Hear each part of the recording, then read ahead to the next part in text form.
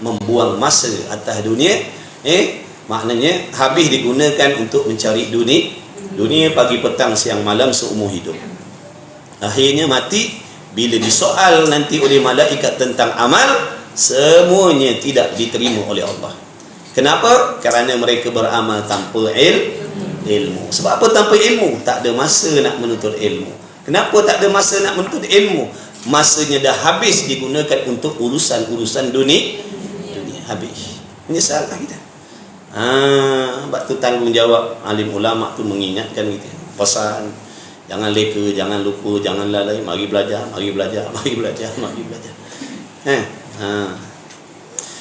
Baik, itu yang hidup wajib mati, mesti mati. Kok mana pun, telanlah pil apa nenek moyang pun, telanlah makjun apa pun, bila sampai ajal, mati. Tak kira mati ni, ada yang datang dengan terkejut, ada yang datang dengan ada warning sakit contohnya. Itu kira warning itu, beruntung orang yang mati sebelum mati dia sakit, tu satu rahmat daripada Allah.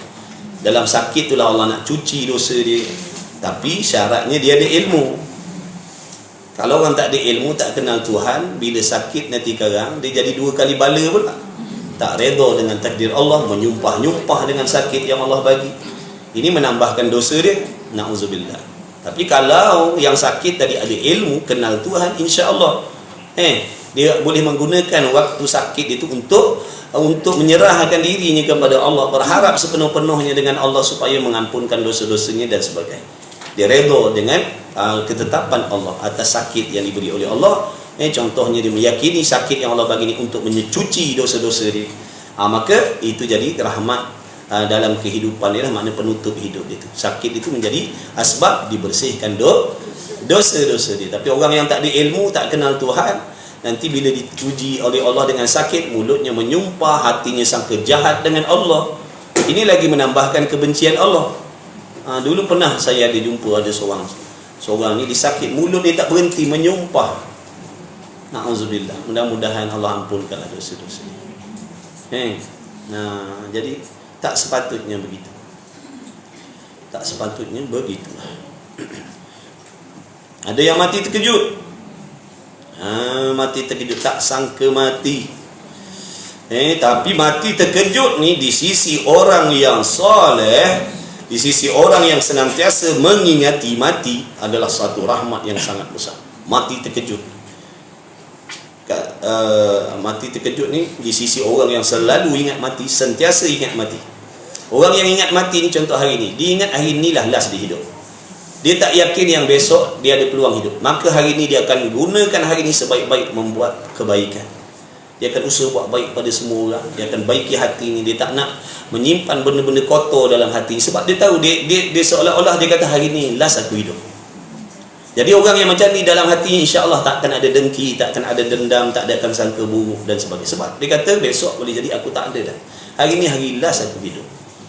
Contohnya bila malam karang dia ditidurkan oleh Allah, tidur maknanya besok bila dia diberi peluang oleh Allah jaga, dia bersyukur. Alhamdulillah ya Allah, kau bagi lagi aku kesempatan. Maka besok pula dia rasa hari ni last. Hari ni last. Dia tak ada panjang angan-angan seperti kita. Kita ni panjang angan-angan, sebab tu kita suka mengumpul dosa dan maksiat. Sebab apa? Kita masa banyak peluang lagi, lambat lagi mati. Umur sekarang baru berapa? Kalau macam saya baru 25. Contohnya ada macam 25. Sama macam mana putih banyak, saya tak berapa putih.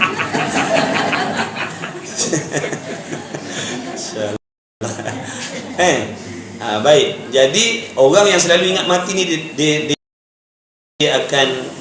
dia tak nak buat benda-benda yang dia tak ada harapan boleh jadi hari ni last aku hidup. Jadi dia akan cuba perbaiki amal dia, taubat kepada Allah, bersihkan hatinya, tak nak berdengki berdendam dengan siapa-siapa. Kita ni suka simpan dendam, hasad ni sebab kita yakin besok kita hidup lagi. Itu yang membuatkan kita tak nak buang penyakit-penyakit. Itulah bahayanya panjang angan-angan. Panjang angan-angan ni sifat yang dicela oleh Allah oleh Allah. Kenapa? Menjadi sebab kita akan menangguh-nangguhkan taubat, melengah-lengahkan untuk berhijrah, berlengah-lengah untuk memperbaiki, membersihkan hati, menghiaskan hati dengan sifat terpuji. Ini bahaya ataupun kecelakaan ataupun kebinasaan akibat daripada dalam hati kita ada penyakit panjang angan, berasa hidup lama. Sebab tu Nabi mengingatkan kita supaya banyak-banyak mengingati mati, kerana mengingati mati ni boleh mendekatkan kita kepada amal soleh. Dia tak nak dendam, dia akan nak maafkan semua orang. Dia akan maafkan semua orang. Jadi orang yang macam ni bila datang mati yang terkejut pada dia, terus mendapat nikmat daripada Allah. Sebab apa? Dia orang baik. Dia mati tak bawa penyakit hati. Itulah untungnya, itu faedah ingat mati. Ingat mati terkejut tu lebih-lebih lagi. Ingat mati terkejut tu lebih membuat kita berhati-hati, lebih berhati-hati, lebih berwaspada. Kadang-kadang kita beruntung orang yang tahu dia akan mati. Mana ada lebih kepada antara kita dengan orang yang tahu bila dia akan mati tu dia lagi beruntung pada kita. Contohnya orang yang nak dihukum gantung kan. Contohnya orang yang mati dihukum gantung contohnya. Itu satu maknanya kebaikan untuk dia sisi Allah. Maknanya pada adatnya dia tahu yang besok dia akan mati. Kalau betul taubatnya Allah terima. Allah terima. Selagi dia tak kena gantung tu, selagi nyawanya tak sampai ghargharah, kalau dia taubat sungguh-sungguh kepada Allah ikut syarat rukunnya, Allah terima taubat. Itu pula kelebihan orang yang macam tu. Kita ni yang duduk dalam aman, tenteram, selesa ni, ini bahaya. Na'udzubillah min zalik. Kita nak penutup yang baik. Kita tak nak bawa benda-benda yang menjadikan kita hamba yang dibenci oleh Allah Subhanahu Wa Taala.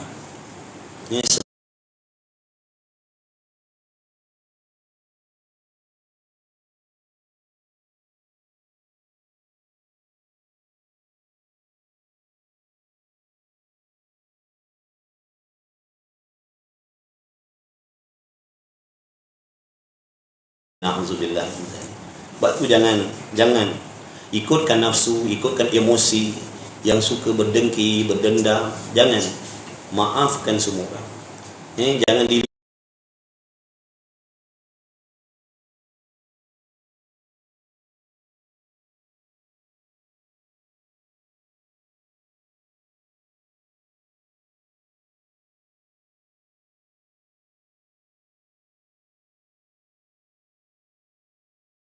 Tak ada. Kita seseorang lah. Kalau ada amal soleh, wujud. Kalau amal yang kita buat tadi tak diterima oleh Allah, yang kita bawa dosa semata-mata dosa. Sebab tu fikir panjang-panjang, renung. Kita ni orang beriman. Apa maksud beriman? Orang yang yakin adanya kematian, yakinnya ada azab kubur, yakinnya ada azab di hari kiamat, di padang mahsyar dan macam-macam lagi. Perjalanan akhirat ni jauh. Musibah, masalah, kacau bilau, bala, masalah yang kita nak hadap waktu mati ni tak pernah wujud dalam kehidupan kita dalam dunia. Tak pernah jumpa masalah yang macam tu. Dahsyat sangat. Hanya orang yang mati je tahu. Macam mana dahsyatnya masalah yang dia nak hadapi waktu mati itu sendiri. Nanti dalam kubur pula tak tahu berapa ribu tahun kita nak duduk dalam kubur tu. Kalau lambat lagi kiamat, kalau contoh 10,000 tahun lagi kiamat, 10,000 tahun lah dah duduk dalam kubur. Kalau dapat nikmat tak apa. Kalau dia husnul khatimah, matinya sebagai seorang muslim mukmin yang soleh sisi Allah, tak apa dah lah. 20,000 tahun pun tak apa. Sebab dilayan di dalam kubur tu dengan nikmat-nikmat daripada syurga. Rohnya diletakkan di dalam leher, dalam tembolok burung yang hijau di dalam syurga. Mana burung tu pergi, mana burung tu makan, dia dapat nikmatnya di dalam kubur. Itu kalau orang soleh, orang soleh. Tapi kalau orang yang toleh, yang tolehah, yang maksiat, yang hati kotor, bayangkan kalau 10,000 tahun nak duduk dalam azab kubur, sementara nak menunggu azab yang sebenar di hari kiamat besok. Orang lain tak teman kita. Salah siapa? Salah kita sendiri. Allah bagi kita akal. Kita boleh membezakan mana yang baik, mana yang buruk, mana yang memberi manfaat akhirat, mana yang memberi mudarat pada kita. Tapi kita cenderung mengikut nafsu. Kita ikutkan nafsu, ikutkan emosi. Nafsu ni memang nak menarik kita supaya binasa. Inilah sebabnya Allah pilih kita duduk belajar, supaya kita boleh nampak, supaya kita boleh faham mana perjalanan ibadat dan akhirat tu bagaimana. Jadi kalau kita dah belajar, kita tak nak manfaatkan, rugi. Ada orang nak belajar tapi tak dapat. Ada orang nak menuntut ilmu tapi tak dipilih oleh Allah. Kita dipilih oleh Allah tapi kita sia-siakan apa yang Allah bagi. Sebab tu ilmu ni bila kita tak amalkan, besok dia jadi asbab kita menjadi hujjah atas diri kita. Maknanya menjadi azab, seksaan untuk diri kita. Dah tahu kenapa tak amalkan. Dah tahu kenapa tak jauhkan. Jadi tak ada alasan. Ingat mati ingat mati banyak-banyak. Bayangkan kalau mati terkejut, mati dalam keadaan hati kita penuh dengki, penuh hasad, penuh dendam, penuh sangka jahat dengan orang Allah. Mati bawa sifat yang dibenci oleh Allah. Na'udzubillah min zalik. Syaitan tepuk tangan. Berjaya dia kata. Berjaya dia menipu. Berjaya dia menipu.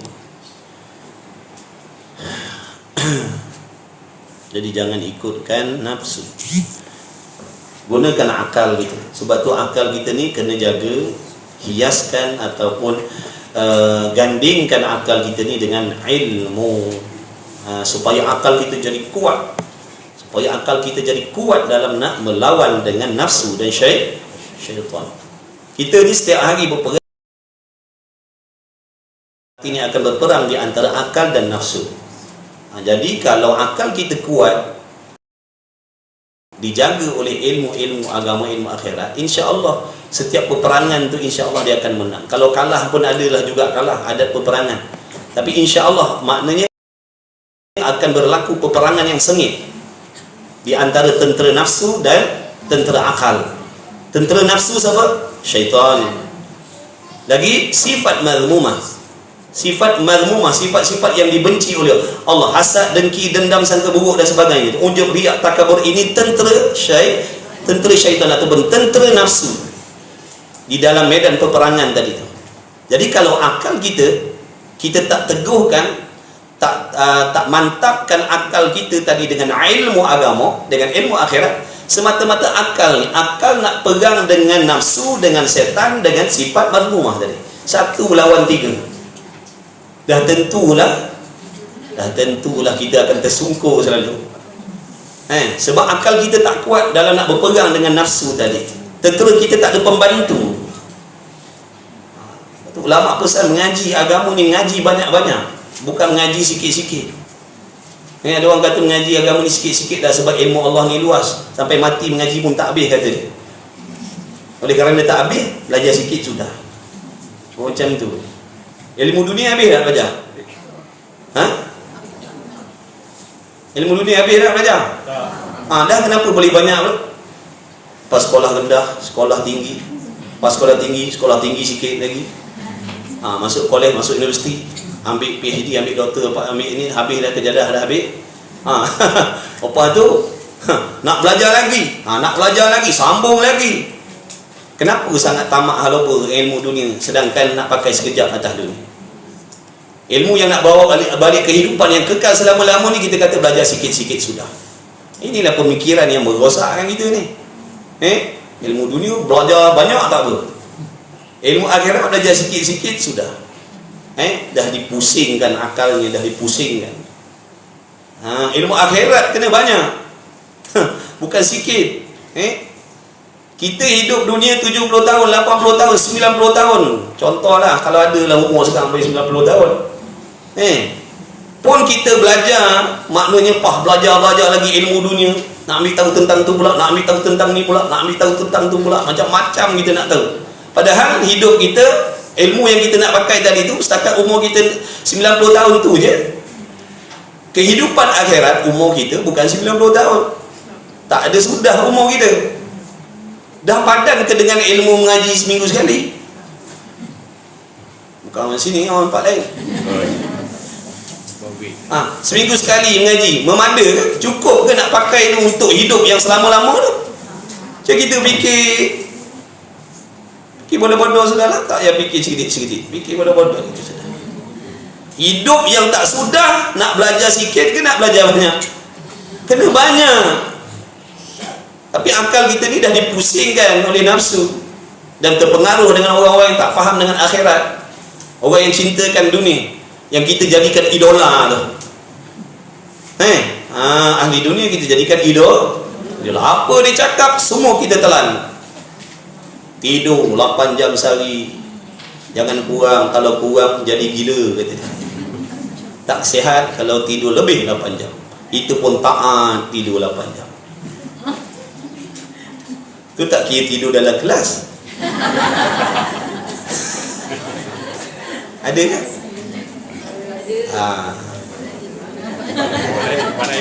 Nama tak? Kemudian wajib aradi.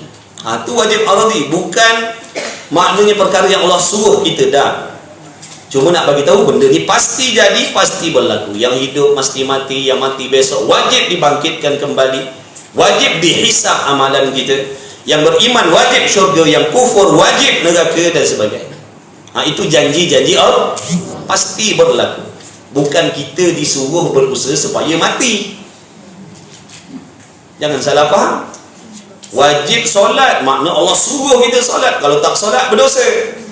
Wajib mati. Wajib mati makna kena usaha mati lah ni. Kena terjun bangunan. Kalau tak terjun nanti berdosa. Salah faham. Salah faham. Wajib aradi bukan suruh kita buat. Cuma nak bagi tahu ketentuan Allah yang pasti berlaku. Wajib akan berlaku kiamat. Contohnya. Kemudian wajib pada adat, perkara yang mesti berlaku pada kebiasaan.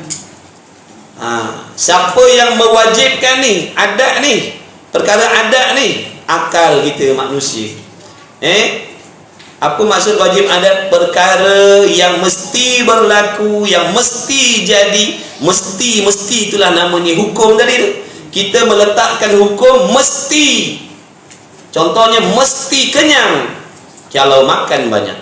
Kenapa kita jatuhkan hukum mesti kenyang kalau makan banyak? Kerana kebiasaannya berlaku begitu. Dah berulang-ulang kali berlaku, makan banyak kenyang, makan banyak kenyang. Jadi jatuh satu keputusan, dibuat satu keputusan oleh manusia ataupun akal kita, bila makan banyak wajib kenyang, mesti kenyang. Contoh, uji pula benda lain. Bila disentuhkan api dengan sesuatu yang kering, terbakar. Kali kedua berlaku pun macam tu juga, disentuhkan api pada daun kering, kayu kering contohnya, mesti terbakar. Jadi adatnya, kebiasaannya, hukum kebiasaannya, kalau kena api wajib terbakar. Jadi keputusan wajib terbakar tadi dibuat oleh kita manusia menggunakan akal, kerana perkara itu telah berlaku berulang-ulang kali dengan memberikan jawapan yang sama. Itu wajib adat. Wajib adat panggil perkara yang mesti berlaku pada kebiasaan. Makan banyak wajib kenyang. Masuk kelas wajib tidur. Itu contoh. Itu contoh lain lah. Itu adat bagi orang tu. Mula-mula datang ngaji tidur. Tak boleh kata adat lagi sebab baru sekali. Dia kata adat ni nak jatuhkan wajib tadi paling tidak 2 kali berlaku dan memberi jawapan yang sah. Datang kelas sekali tidur. Minggu depan datang lagi kelas tidur juga. Kemudian minggu yang ketiga kalau orang tanya, kawan kita tu dia kalau ngaji tidur tak? Kita kata wajib dia tidur. Sebab apa? Adat bagi diri dia tu. Adat bagi diri dia tu masuk dalam kelas mesti tidur. Wajib tidur. Tu adat dia. Beza lah tu tengok adat. Kemudian kan ni kelas las. Bila lagi? Tu bulan 9 tak ada umur tidak? Kita tahu. Boleh jadi ini last saya jumpa tuan-tuan. Esok lusa tu Allah ambil dah. Kemudian dan wajib pada akal. Wajib pada akal ni apa pula? Perkara yang diputuskan, hukum yang diputuskan oleh akal kita manusia. Setelah daripada kita mengkaji, menilai, menilik, mempertimbangkan, lalu akal kita membuat keputusan. Contohnya bila kita tengok meja ni, contoh kita tengok meja ni, tengok kita kata, kita pun buat satu keputusan, mesti ada yang buat meja ni. Mesti ada yang menciptakan meja ni, mesti ada yang buat meja ni. Mana tu keputusan yang dibuat oleh akal kita selepas daripada kita menilik, memikir tadi. Sebab tu syaratnya waras. Kalau tak waras, dia tak boleh fikir macam tu. Waras. Jadi bila tengok mesti ada yang buat. Cuma kenal ataupun tidak yang membuat. Setidak-tidaknya pegangan dah ada dalam hati, mesti ada yang buat. Mesti ada yang buat. Siapa tak kenal lagi siapa. Tapi aku yakin ada yang buat meja ni. Siapa namanya? Tak tahu. Orang mana? Entahlah. Begitu.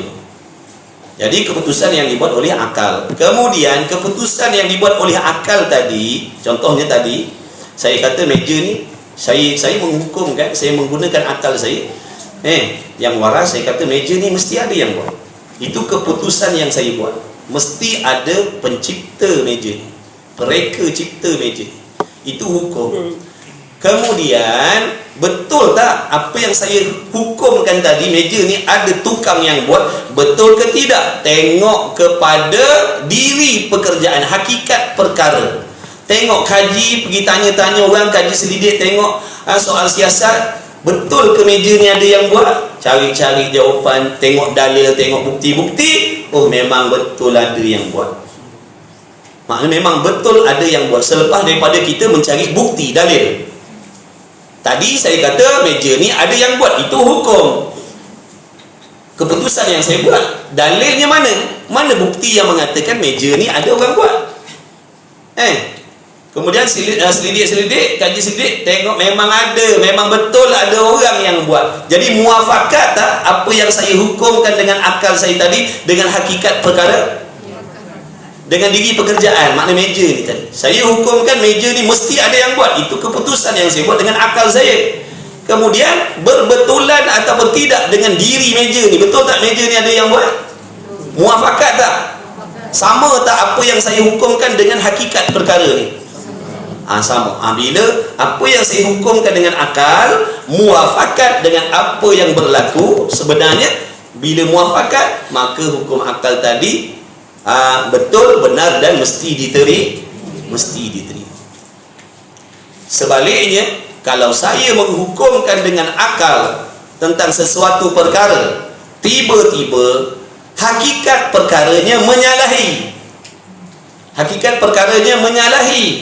maka tak boleh dipakai. Contoh gini, saya kata tiap-tiap sesuatu, tiap-tiap benda ni, saya gunakan akal saya kata tiap-tiap sesuatu ni tak ada tempat. Tiap-tiap sesuatu tak ada tempat, saya cakap. Itu keputusan yang saya buat dengan akal saya. Kemudian, mana dalil? Mana bukti tadi yang saya cakap? Tiap-tiap benda tak ada tempat, tidak bertempat. Tiap-tiap sesuatu tidak bertempat. Itu hukum yang saya buat guna akal. Kemudian mana dalil? Duk kaji, selidik, tanya. Soal selidik, soal siasat. Rupa-rupanya salah apa yang saya hukumkan tadi. Apa yang saya hukumkan tadi menyalahi dengan hakikat perkara. Maka hukum akal yang saya jatuhkan tadi tak boleh pakai. Meskipun saya mati-mati saya cakap, setiap benda tak ada tempat, tiap sesuatu tak ada tempat, saya buat hukum macam tu. Kemudian tengok dalil-dalil, semua dalil bukti menunjukkan tiap-tiap benda mesti bertempat. Jadi bercanggahlah dengan apa yang saya putuskan dengan hakikat perkara. Jadi hukum akal ni siapa yang buat? Siapa yang jatuhkan? Kita manusia menggunakan akal. Kemudian bukan semata-mata akal kita, kena tengok pula yang diputuskan tadi muafakat ataupun tidak. Kalau tak muafakat tak boleh pakai. Saya rasa tuan-tuan puan boleh jadi ada terima video-video ada daripada lah puak-puak Wahab ni. Puak-puak Wahab ni. Dia kata siapa yang mewajibkan pada Allah, siapa yang membuat hukum pada Allah, Allah mesti ada, Allah mesti kuasa, Allah wajib begini, dia kata siapa yang mewajibkan? Bengong, dia bengong. Dia bengong, akalnya rosak.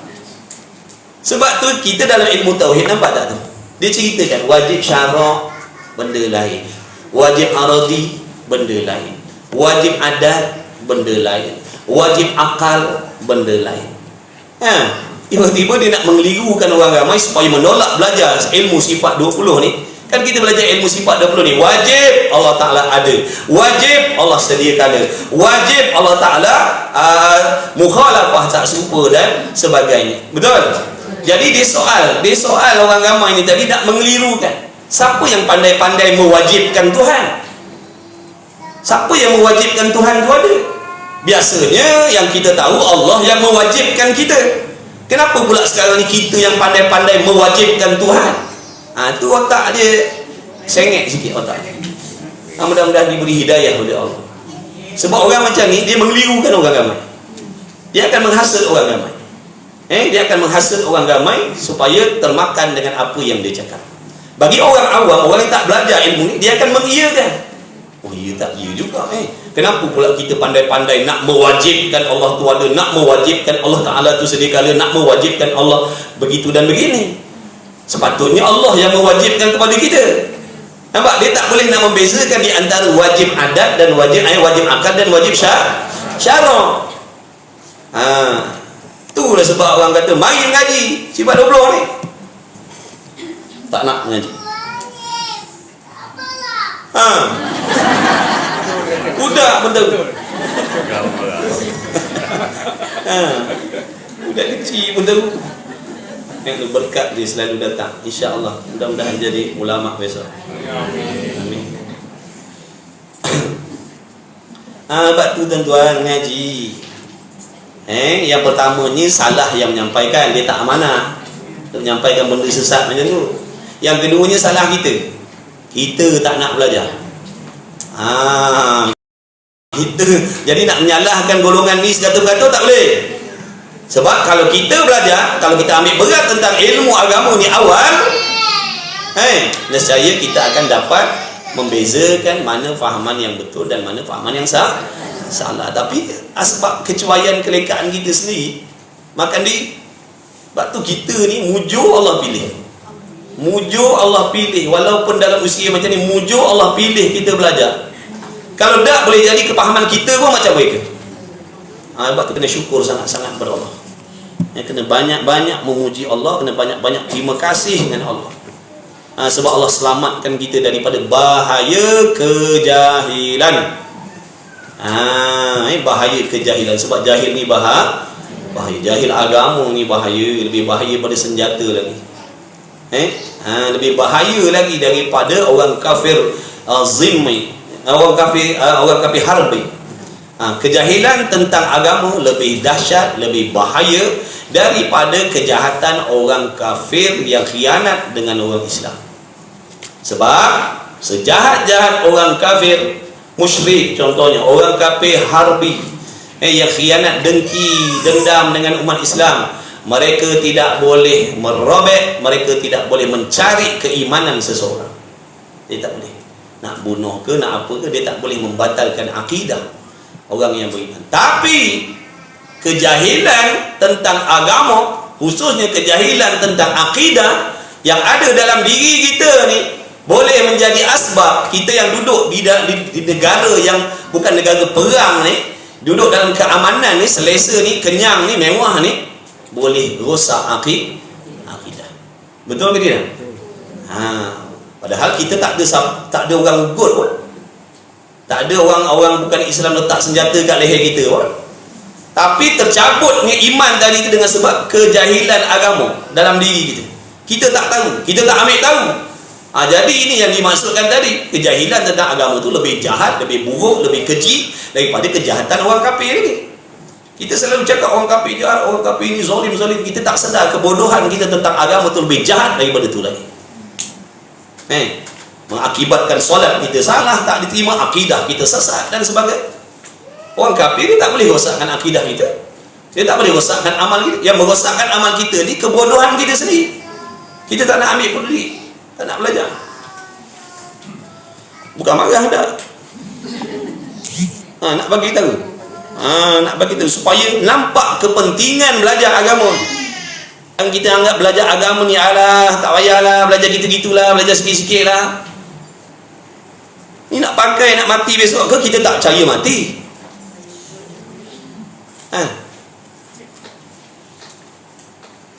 Kemudian kata musannif, turun balik nada dia. Dia kena jaga, ada tempat tinggi kena tinggi. Dah. Tempat rendah kena rendah macam lagu.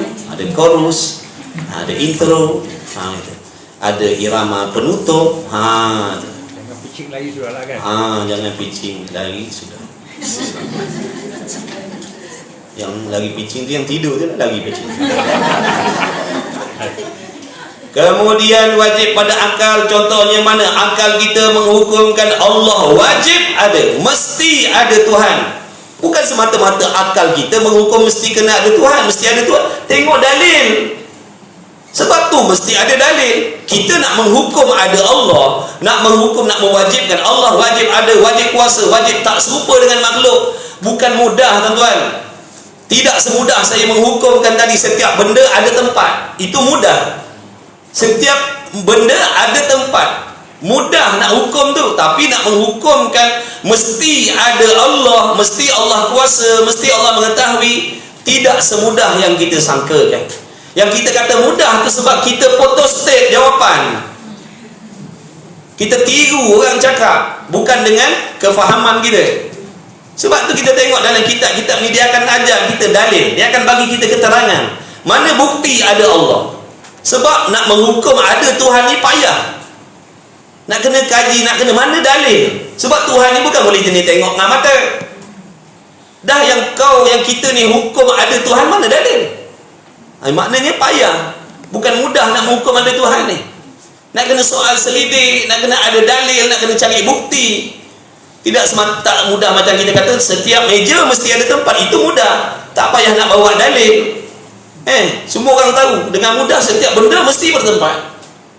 Setiap benda wajib bertempat. Tapi kalau kita nak kata wajib ada Allah, wajib ada Allah, wajib Allah kuasa, bukan mudah. Dipanggil wajib akli yang nazari.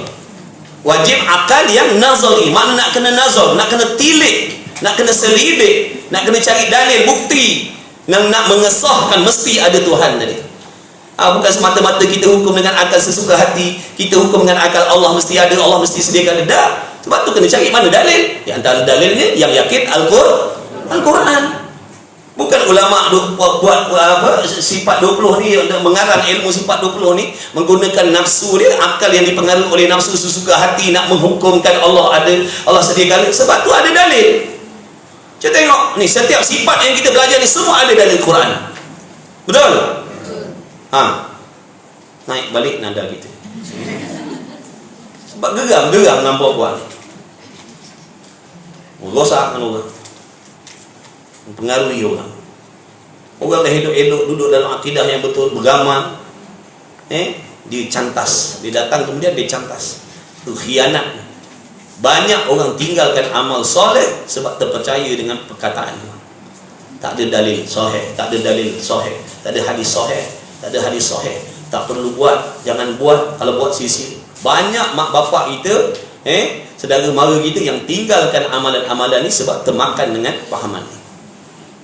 Dari orang daripada rajin beribadat, tinggal ibadat. Nampak tak tu? Jahat dia. Sebab tu kita kata ni puak-puak jahat. Puak-puak tidak amanah. Tunggu nanti kita akan ditanya. Besok orang-orang tu semua akan menuntut di hari kiamat. Kau punya pasal aku tinggalkan amal. Kau punya pasal aku tak banyak pahala. Sebab dulu aku ikut apa yang kau cakap.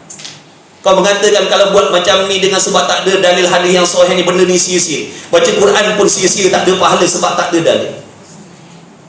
Tengok cerdik tak cerdik. Contohnya dia mempertikaikan lepas solat baca Fatihah. Mana dalil? Nabi tak pernah suruh baca Fatihah selepas solat. Yang korang pandai-pandai baca ni kenapa?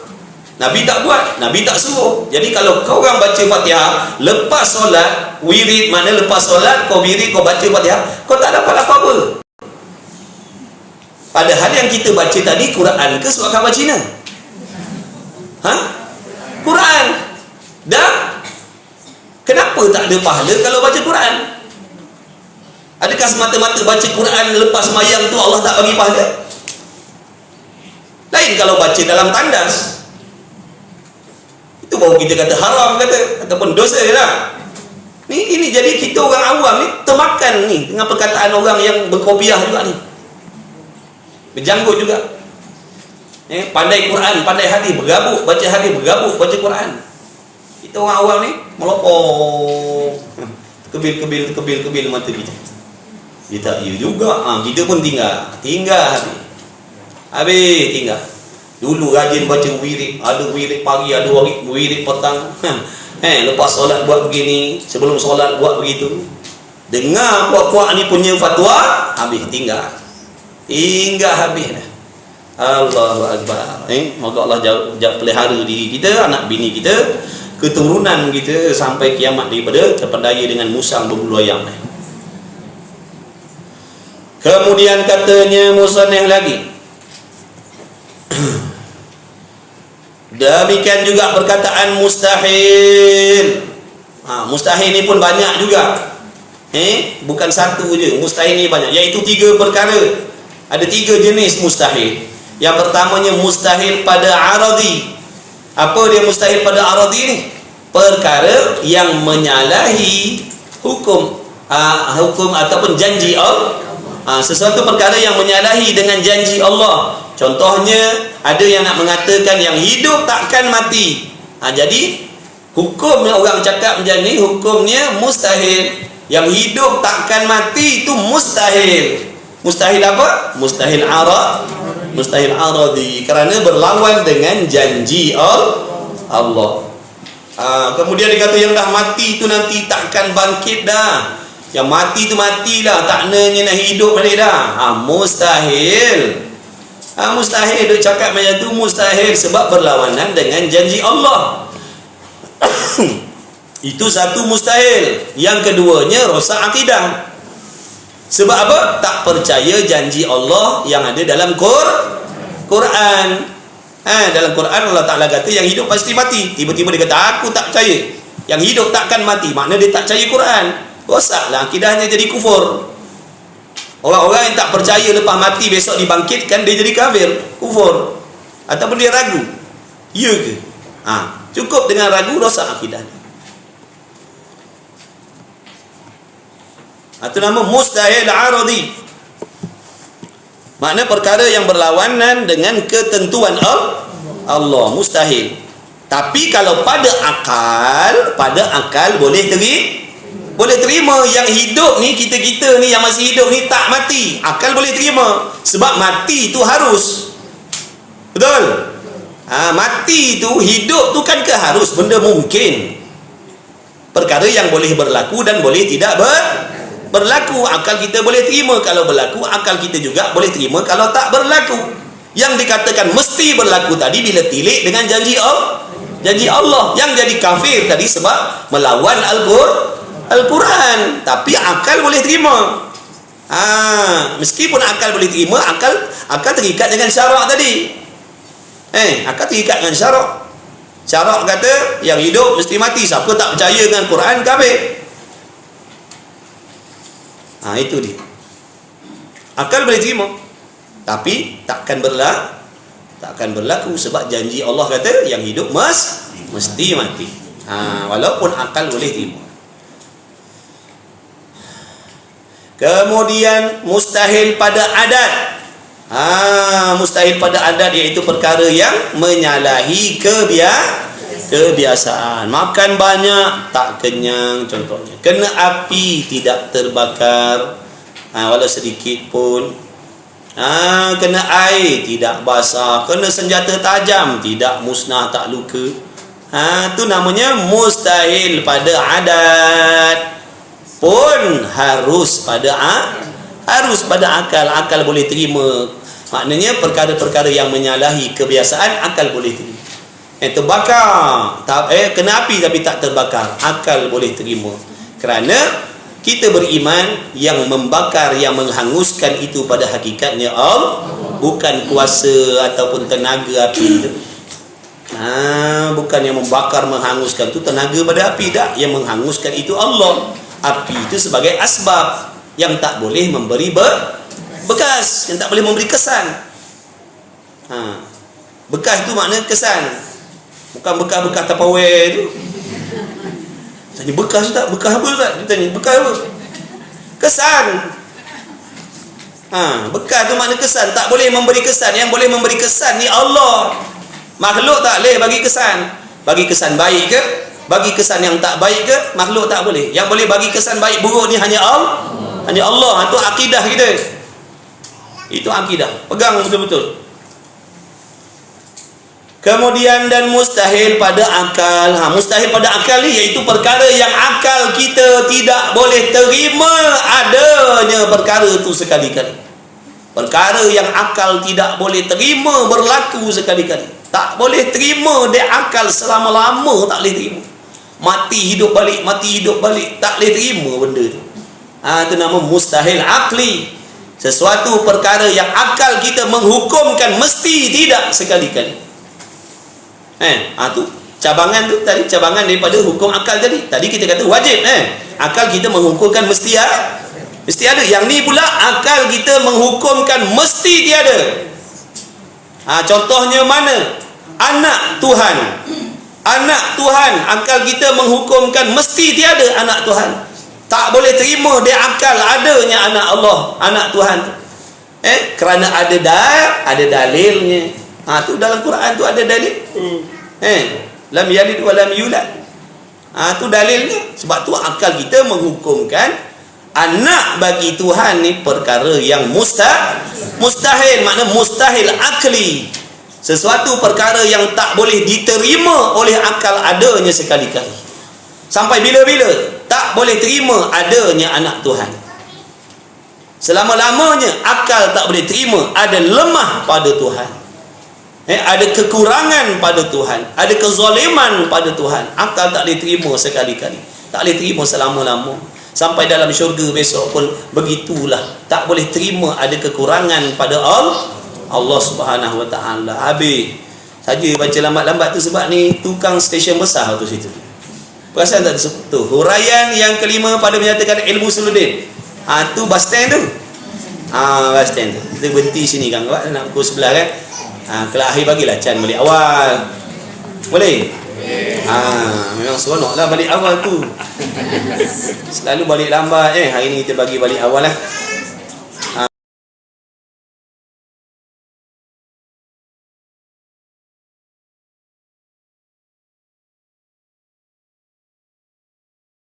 Pergi majlis-majlis besok. Bagi Chan balik awal. Kemudian mustahil pada adat, mustahil pada akal. Demikian lagi perkataan harus. Harus pun macam tu juga. Mana ada macam-macam harus. Iaitu ada 4. Maka iaitu harus ni ada 4. Harus pada syarak. Dah belajar dah dulu kan? Kan ke takkan?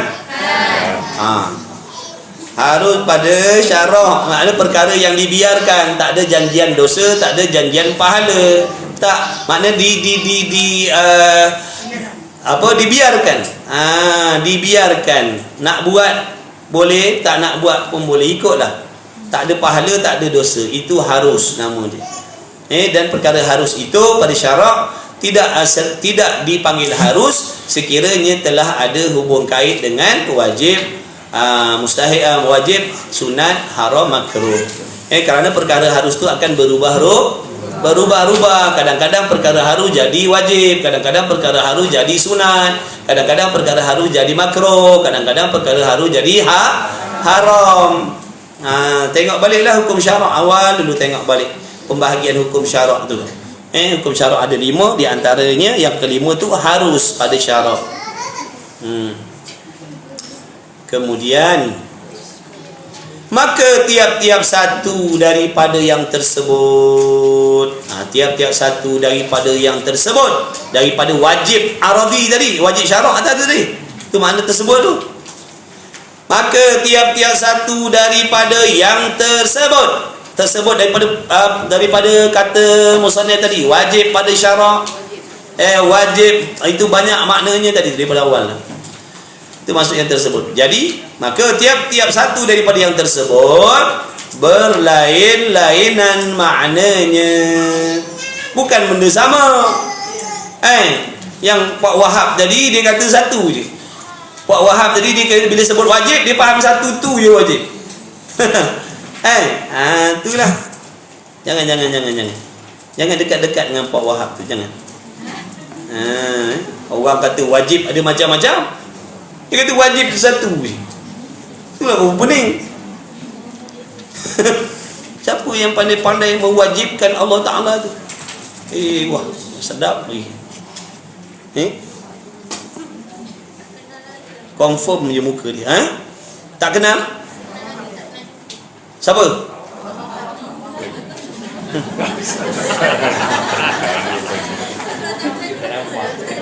Tak payah berkenalan. Takut nanti terpikat.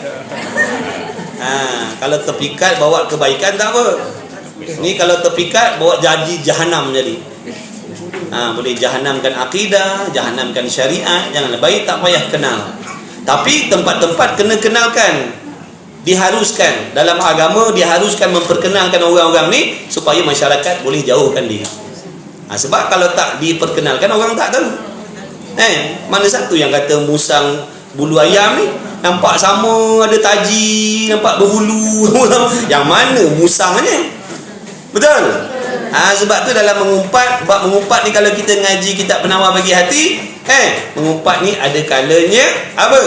Haram, ada kalanya harus. Jadi mengaji ni otak kita jadi luas, tak jadi kecut sempit. Faham? Ada orang kecut otak dia sempit, bukan main sempit lagi. Dia kata mana boleh mengumpat? Mana boleh mengumpat? Siapa kata tak boleh mengumpat? Boleh pada tempat yang dibenarkan, dengan niat dan tujuan yang dibenarkan, hukumnya harus. Tu contoh kita pergi balai polis tu bukan mengumpat ke? Apa maksud mengumpat? Menceritakan kejahatan orang, betul? Itu nama mengumpat. Maknanya kalau orang yang dengar tu tahu apa yang kita cakapkan tentang dia, dia marah, dia benci, dia tak suka. Memang betul dia buat, tapi kalau dia dengar kita cakap benda tu, dia jadi marah. Itu nama mengumpat. Kita pergi balai, ini buat contoh senang. Pergi balai kita mengumpat. Pergi kat tu, dia kata ada apa je? Ni saya ada nak mengumpat lah. Lepas ni tuan-tuan pergi kat balai cakap je tu. Pergi mengumpat, dia kata haram mengumpat. Itulah. Ngaji cakapkan dia. Maknanya kan kita nak pergi ceritakan kejahatan orang tu. Kenapa kita nak pergi ceritakan dia tadi? Sebab ada tujuan, nak suruh dia cegah, ambil tindakan, sebab dia ada kuasa. Faham? Jadi kita pun mengumpat lah. Cik saya nak mengumpat ni. Pagi tadi, malam tadi saya duduk nak keluar rumah, nak makan angin kat luar rumah. Tiba-tiba tengok jiran sebelah ni, tengok bawa maknanya duk seludup, apa ada nampak macam bawa barang-barang seludup ke dadah ke apa benda lah, nampak macam benda salah lah. Mengumpat tak tu? Kita cerita kejahatan ni kan, benda tu betul kan? Apa tujuan? Saja nak bagi tahu, nak bagi tahu polis juga. Saja je, saya bukan nak suruh tuan ambil tindakan. Sajalah hari ni nak bagi tahulah. Sebab hari ni tak tahu, tak ada cerita hot yang lain. Jadi berasa macam nak singgah. Sebenarnya nak pergi pasar tadi, tapi lalu sampai sini berasa macam nak mengumpat sebab tak ada cerita lain. Biasa hari-hari ada cerita. Jadi memandangkan hari ni tak ada cerita, saya nak mengumpat lah ni. Jangan ambil tindakan, bukan suami saja nak bagi tahu tu je lah. Okay, Assalamualaikum. Itu dosa.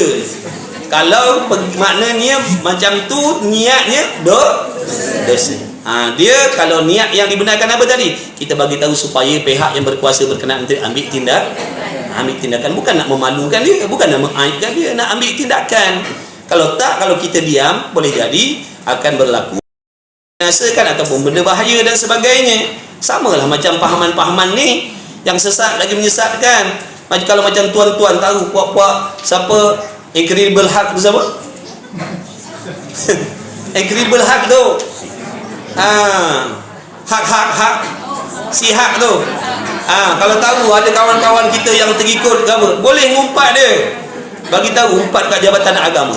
Tok Qadi, Tok Mufti, saya nak bagi tahu.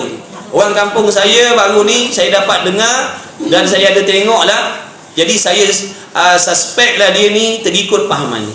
Rasanya pahaman ni ada dalam kampung saya. Mengumpat lah tu. Dosa dah? Tak dosa.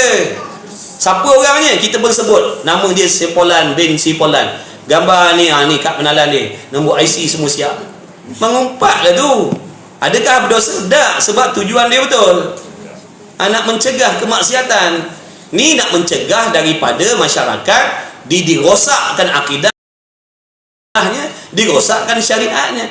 Jadi pada tempat yang macam ni harus kita ceritakan siapa di Sipolan ni, supaya orang kenal. Jadi orang kenal, orang boleh berhati. Orang nak tahu? Silat-silat dalam ni ramai yang sedang ngikut ni.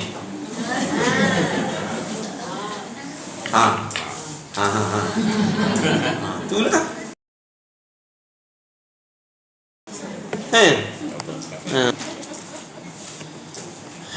Allah. Ngaji. Kemudian maka tiap-tiap satu daripada yang tersebut berlain-lainan maknanya. Hendaklah mengambil perhatian. Hendaklah kita semua ni ambil perhatian. Saya ambil perhatian. Kalian semua yang mendengar yang begitu ambil perhatian betul-betul perkara ni. Sebab tu dia kata tambih dia tu. Jaga-jaga. Awas ni benda penting nak bagi tahu. Kalau tak tahu ni kan jadi Wahabi tu. Kalau tak faham ni kan jadi Wahabi tu. Ingat wajib ni satu je. Tapi bila kita dah belajar tu, wajib Allah Ta'ala ada, wajib Allah Ta'ala bersifat kudrat, itu wajib akli, bukan wajib syar'i. Bukan kita memerintahkan Allah supaya begini dan begitu. Bila dah tahu, selamatlah. Perhatikan, ambil perhatian pada huraian yang telah lalu. Tengok balik huraian yang dah lepas, yang menerangkan daripada awal dulu. Diperkenalkan kita dulu daripada awal lagi. Mana dia? Tuah budak tu apa? Huraian yang kedua pada menyatakan hukum syarak. Dia nak tegak hukum syarak apa? Kemudian huraian yang ketiga pada menyatakan hukum adat. Apa hukum adat? Tengok balik. Kemudian yang seterusnya huraian yang keempat pada hukum akal. Apa pula hukum akal? Bukan cakap kosong. Ada dalil, ada bukti, ada sebab. Wallahu a'lam. Jadi aku sebelah dah. Mudah-mudahan insya-Allah kita mudah-mudahan dengan berkat majlis ilmu kita pada hari ini, mudah-mudahan Allah Subhanahu taala menerimanya, meskipun majlis ilmu kita ni banyak kelemahan, banyak kekurangan, tidak berakhlak, tidak beradab dan sebagainya pada pandangan Allah Taala. Kita mohon keampunan daripada Allah Subhanahu taala. Mudah-mudahan sekalian kita, anak isteri kita, ibu bapa kita, sahabat andai kita, kenalan-kenalan kita diampunkan dosa oleh Allah SWT, diberi taufik hidayah, diberi petunjuk, diselamatkan kita daripada golongan-golongan yang tidak bertanggungjawab dalam menyampaikan agama. Mudah-mudahan Allah panjangkan umur kita semua untuk kita memperbaiki amalan kita. Mudah-mudahan Allah Ta'ala mengurniakan kepada kita ilmu yang bermanfaat, diberi taufik untuk kita beramal dengan segala ilmu yang dipinjamkan oleh Allah Subhanahu Wa Ta'ala. Mudah-mudahan kalian semua, kita semua diluaskan rezeki yang halal, yang berkah oleh Allah Subhanahu Wa Ta'ala, agar mudah untuk kita melakukan ibadah. InsyaAllah di kesempatan ni saya minta ampun maaf banyak-banyak. Andai kata ada salah silap saya, kasar bahasa, tersinggung dan sebagainya, yang saya sengaja dan tak sengaja, la haula wala quwwata illa billah, saya minta ampun maaf banyak-banyak bagi pihak diri saya dan bagi pihak ahli keluarga saya. Boleh jadi ada benda-benda yang tak menyenangkan kalian, saya minta ampun maaf banyak-banyak. Dan mudah-mudahan Allah rezekikan lagi kita bertemulah bulan 10. Bulan 10 besok baru jumpa balik, insya-Allah. Habis dah lah. Oleh tanda tu muka surat 12. Kalau jauhi dah muka surat 12. Jadi insya-Allah tajuk kita yang seterusnya nanti huraian yang kelima pada menyatakan ilmu usuluddin. Apa dia ilmu usuluddin? Apa dia ilmu tauhid? Apa dia ilmu sifat 20 tu? Apa kepentingannya, apa peranannya? Nanti insya-Allah. Bismillahirrahmanirrahim. Alhamdulillahirabbil alamin wassalatu wassalamu ala Rasulillah. Allahumma rabbana anfa'na bima 'allamtana rabbana 'allimna alladhi yanfa'una rabbana faqih ahlana wa qarabati lana fi dinina ma ahli qutri unsa wa dhakar wa sallallahu ala sayyidina Muhammad walhamdulillahi rabbil alamin. Taqabbalallahu minkum innahu minkum taqabbal ya karim.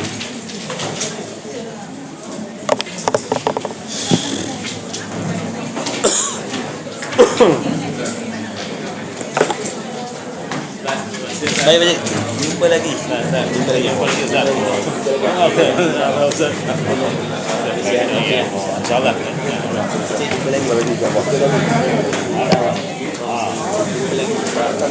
Macam dia. Jumpa lagi. Kesihatan afiat insyaAllah. Barakallahu fikum. Pakcik, jumpa lagi Pakcik. Sihat afiat, jumpa lagi. Minta maaf Pakcik. Ada salah silap sebulan tu, lama tu sebulan. Sebulan tu lama sebulan. Macam-macam boleh berlaku sebulan. Jumpa lagi. Oh, tak apa. Tak boleh.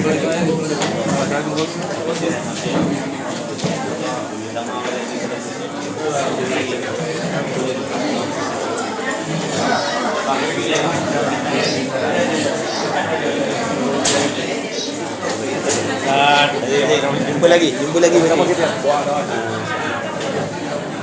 Bulan. Insya-Allah.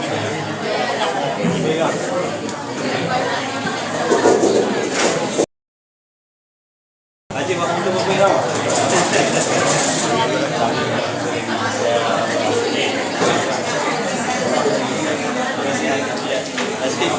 Jangan lupa baca ya. Insya-Allah. Oh ya.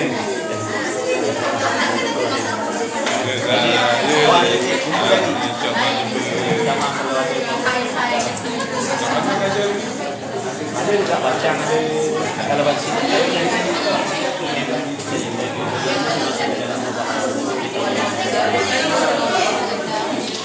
boleh minta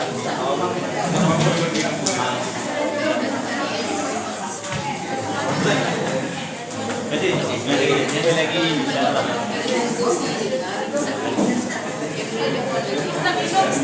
Ni nak minum ni. Bulan tak jumpa ni. Allah selamat mudah-mudahan. Bang Allah. Insya-Allah. Bang jumpa kat Bacang. Saya dekat Kampung Gelam. Kampung Gelam ada. Insya-Allah. Mudah-mudahan. Ni kena minum. Minum kali terakhir ni. Allahumma salli ala sayyidina Muhammad. Assalamualaikum. Ya. Boleh tak saya tambah yang satu finger? Saya ada panggil tukang dekat rumah. Panggil? Panggil tukang dekat rumah. Tukang? Okey. Masa buat tu dia tengok, dia kata rupa dia 800. Masa tengah buat tu ada kesilapan lah. Kesilapan salah buat. Lepas tu dia orang balik semua. Kesilapan dia? Kesilapan dia lah. So dia kata mula dia kata okey. Apa tu? Pada saya semua bayaran dia jadi 2,800. Jadi maknanya dia nak letakkan kos tu atas kita. Maknanya dia nak letakkan kos tu atas kita lah. Padahal kesilapan tu dia Betul macam tu? Mula-mula dia kata, saya tanya sebab apa naik harga macam ni. Dia kata sebab dia tengok pada mula-mula gambaran dia 2-3 hari siap. Tapi rupanya ambil masa seminggu dekat 2 minggu. Jadi dia dah rugi kat sana lagi. Sebab itulah sebelum buat ni sepatutnya dia kena bagi tahu betul-betul anggarannya. Maknanya bila kita setuju dengan harga tu barulah boleh. Maknanya kalau harga yang ditawarkan maknanya macam tiba-tiba dia kata mula-mula begini, tiba-tiba maknanya dia minta bayaran yang lebih daripada qadar yang kita anggarkan kan. Itu dah macam kita tak terima lah, tak boleh nak redha lah benda macam tu. Tapi kalau nak kira kena bayarlah juga tu. Tapi maknanya perbuatan dia tu salah. Perbuatan dia salah sebab dia tak bagi anggaran yang sebetulnya. Kan sepatutnya sebelum tu ada perbincangan. Maknanya dia mesti dah ada pengalaman buat kerja macam tu. Kan takut dia cover dengan sebab salah buat tu. Itu kesalahan dia. Maknanya dia sepatutnya kena tanggung kerugian. Bukan kita. Contohnya saya akak tempah kat saya meja. Saya buat tiba-tiba tersilap, salah saya. Saya tak boleh nak letakkan kos silap tu atas kakak. Sebab tu kesilapan saya. Tiba-tiba saya nak cas, okey, ni meja dah siap, akak kena bayar 1,000 lah. Padahal 1,000 tadi saya nak cover kesalahan saya. Tak boleh, maknanya kalau dia makan duit tu salah dia. Kena bayar lah kalau nak elakkan daripada gaduh dan sebagainya. Bayar yang aku diminta lah. Bayar yang diminta lah. Tapi kita tak reda tu terpulang lah maknanya. Kalau kita tak bayar, kita nak bayar apa yang kita dah janji je, ada tak ada kita berdosa. Maknanya tak ada kesalahan situ sebenarnya sebab yang dia dah janjikan, yang dah dijaminkan harga tu begini. Kemudian tiba-tiba harga yang dibagi tadi lebih daripada kadar kemampuan kita contoh. Maknanya dah membebankan kita contoh. Itu tak boleh. Tapi kalau daripada segi tu maknanya tak boleh dia nak buat macam tu. Salah lah, dah menzolimi, maknanya zolim atas diri kita. Tapi kalau kita nak bayar, terpaksa bayar dengan hati tak redha, ataupun kita halalkan ke, pandang tu ada hikmah di sebalik tu, itu lagi baik lah. Pada saya lah macam tu. Dia dah buat, dia dah usahakan dia dekat orang lain juga. So kalau tak bayar tu boleh melibatkan apa tak? Kalau boleh melibatkan benda-benda mudarat ke, ataupun buat report pun boleh. Boleh buat report. Maknanya kita bayar sekadar yang kita janjikan, yang dia dah janjikan. Maknanya nanti buat report lah atas tuntutan dia tu. Sebab takut berlaku apa-apa kan selepas daripada tu, contoh dia tak puas hati ke dengan kita. Wallahu a'lam. Sama-sama insya-Allah. Siapa nama ni? Fatimah. Salam Fatimah. Sama anak saya nama Fatimah. Salam. Minta doa Ustaz. Ni anak nombor berapa? Fatimah salam. Salam Ustaz. Salam. Allah, okey. Nanti datang lagi, jumpa lagi insya-Allah. Ustaz, nak tanya, itu tak doa yang Rasulullah yang Allahumma faqih muslim wa anu tak. Kita boleh amal tak? Boleh. Pegang kepala dia, pegang dada dia, baca selalu. Pegang kepala dia, pegang dada dia, baca Allahumma faqih fid din wa alim tak. Ambil berkat dengan ayat Quran, ambil berkat dengan doa Nabi. Boleh. Hari tu saya tengok apa tu, dia punya sebutan lain. Sebutan macam? Facebook. Ambil makna kita apa yang Nabi baca, kita ambil yang tu lah. Ikut yang Nabi baca dalam hadis. InsyaAllah sama. Assalamualaikum. InsyaAllah jumpa lagi sahabat. Jumpa lagi insyaAllah. Nak minum jap.